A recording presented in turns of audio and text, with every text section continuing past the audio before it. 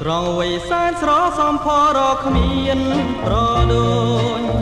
ឃើញហើយព្រឹកព្រួយលបលួយមេត្រីអ្នកត្រូវសំដំឡងខំឲ្យភ្លេងទុកភ័យគេគិតស្រមៃតែស្រីមួយទេខ្វល់ណាំងនឹកណាំងប្រទាំងតាទុំជោគជងដូចគេវាយដំក្រៀមក្រមអត់លហា